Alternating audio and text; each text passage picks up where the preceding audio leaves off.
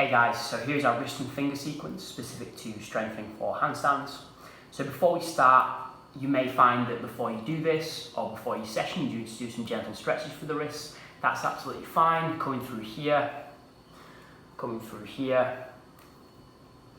or maybe coming through here, just stretching out the fingers, or maybe very irrelevant. I would just advise before you do that, that you do it quite gently and don't really try and create too much laxity in and around the wrists and forearms. Okay guys, when you're holding a handstand or when you're pressing, you do need that stiffness and that rigidity to be able to keep yourself stable in that handstand position. If we're very loose and floppy and we're not really contracting and using the muscles around the forearms and around the wrists and fingers to stabilize, then it's going to be quite tricky.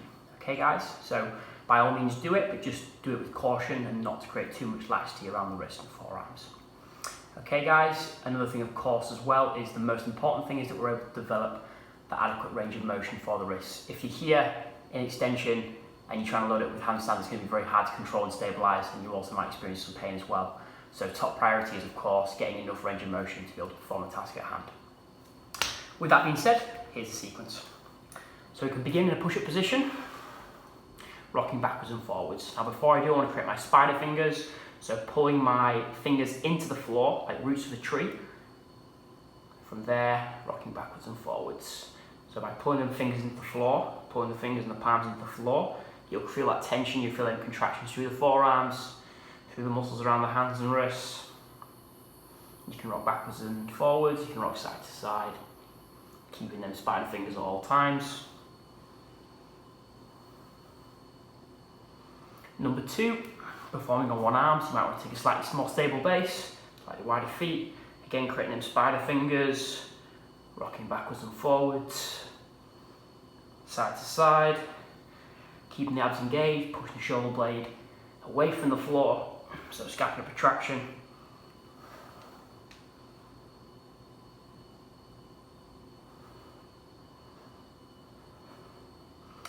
Okay, the next one. Of course, for any of these guys as well, we can come down to the knees where appropriate. So I'm going to do that for this one. What we're doing here, as we rock forwards, again with the spider fingers, I'm pressing the wrists and hands into the floor. So I'm trying to do this action here. As I come forwards, I'm flexing down into the floor, so contracting all these muscles here. As I flex down into the floor, and as I rock back, I lift. Flex down into the floor. As I rock back, as early as I can, I try and lift the knuckles off the floor. Rock back, lift, rock back, lift. So essentially these are like passive range holds, but we turn them into somewhat more of a kinetic stretching exercise by adding that nice contraction into the end range of motion, and then that active extension lift as we rock back. Okay guys, the final one. Push up onto the knuckles. So again, we go into a kneeling position. From here, we spread the fingers, create the spider fingers. We push up onto the knuckles, we slowly control down. Push up onto the knuckles, slowly control down.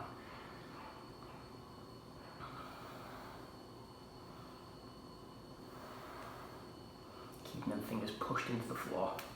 Okay, I'll show you these last two from the side, just so you really understand what's going on. So from here, I rock forwards. I'm trying to flex my fingers or my hands, wrists down into the floor, and then I lean back and I lift. Flex, extend, flex, extend.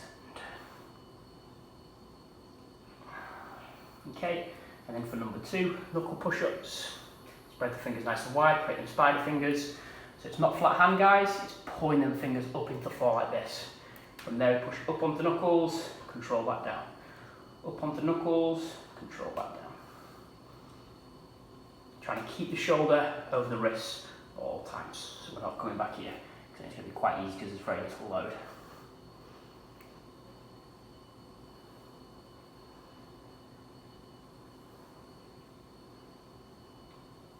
Okay guys, so in terms of volume, we're looking at around about 10 to 20 seconds each exercise, taking a little bit of time between if you want to. So that's going to be roughly about 5 to 10 reps for each one. 10 to 20 seconds, 5 to 10 reps. And from there, in terms of intensity, of course, we can drop down to our knees. Of course, with single arm variation, leave that for now until you feel a little bit stronger if it does feel like it's too much load on the wrist for the time being. Or you can just do the isometric there. Instead of rocking backwards and forwards, you can just start easy and just start with the isometric hold. So you're just holding the position on one arm as opposed to rocking forwards and backwards and side to side.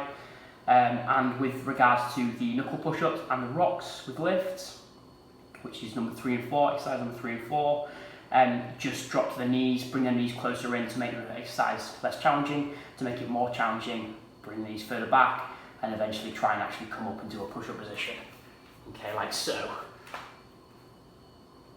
Oh, to progress the intensity even further, because it will get quite a lot harder. Okay guys, there you have it. Hope that helps. Just to recap, number 1 is the rocks with spider fingers. Number 2, single arm rocks with spider fingers. Number 3 is the flexion rock, pushing down, and then extension lift as you rock back.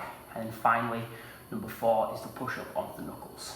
Okay, as we discussed at the start, you may need to do a few wrist stretches before or after, just making sure that you're not creating too much laxity around the wrists and forearms, because that's going to cause us to be quite unstable in the handstand. And the top priority is working on mobility, building that strength in the active range of motion, increasing that active range of motion if required, if we are not able to get into that 90 degrees of wrist extension. Okay, so if we're here, this is top priority. Once you have that, then you can start to build strength and control within that range of motion to allow you to use the wrists and fingers to stabilise in a handstand.